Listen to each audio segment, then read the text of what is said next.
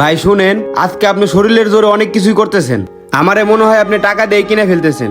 একটা বিষয় কি আপনি চিন্তা করছেন? দুনিয়াটা হচ্ছে কিছুদিনে। যাদব, মুখে মুখে কথা বলস। শালাদের আক্কেল হবে না। শালা মানা করছি না দোকান খুলতে, এই কথা না। 1 2 আচ্ছা ধর যা, আর কোনো সমস্যা হইলে ফোন দিস। শালারা বাংলা বোঝে না, আজকে উড়া ধুরা 2-4টা দেয়ার লাগবে। এই মুরব্বি, কি এগুলা? দোকান বন্ধ করছি না? যা। কিরে, তোদের কথা গায়ে যায় না? না শালা, এই কি যা, কথা কানে ঢোকে না? না আর এই শালার কথা গায়ে ঢোকে না? ওই এই জায়গায় দোকান খুলতে মানা করছি না? আরে ভাই, কথা নাই বার্তা নাই, আপনি মাইরা দিলেন। আপনি কে এমন করতেছেন কে ভাই? আমি কে? আমারে চিনিস না তুই শালা?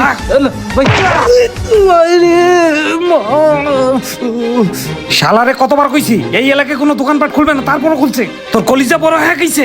ভাই ভুল হয়ে গেছে ভাই, বুঝতে পারি নাই ভাই, আমারে মাফ করে দেন ভাই।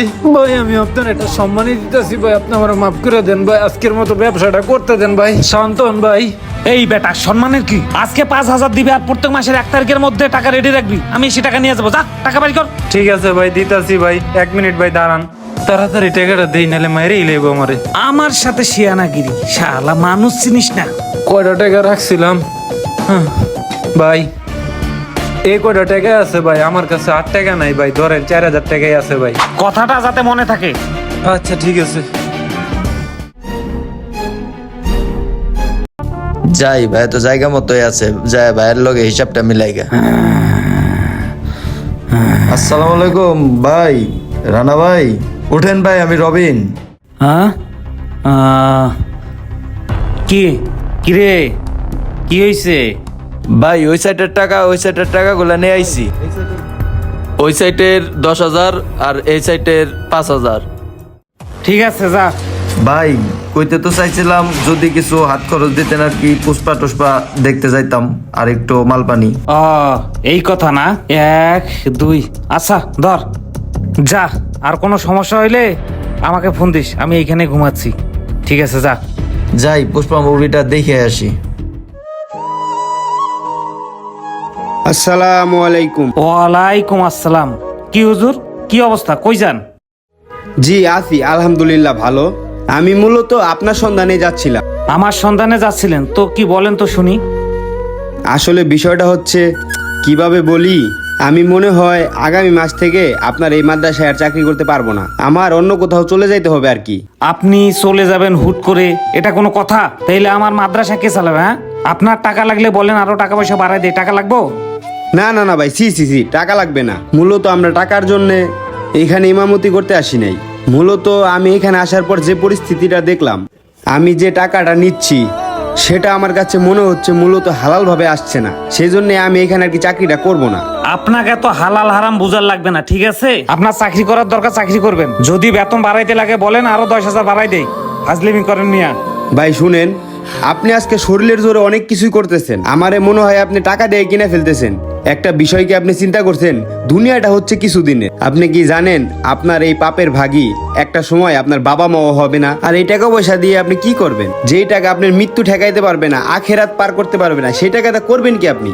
আচ্ছা বুঝছি হুজুর, এক কাজ করেন, আপনি আমাকে 2-1টা দিন সময় দেন। হ্যাঁ, আপনি মাদ্রাসায় থাকেন, পরে এ ব্যাপারে আপনার সাথে কথা হবে। আসি, আসসালামু আলাইকুম। ওয়ালাইকুম আসসালাম।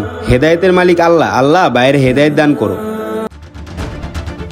যাই, আসরের সময় হলো, নামাজটা পড়ে আসি।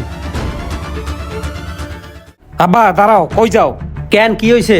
সামনে সামনে যাবা ভালো কথা, হুজুর যে থাকবেন এটা তুমি জানো?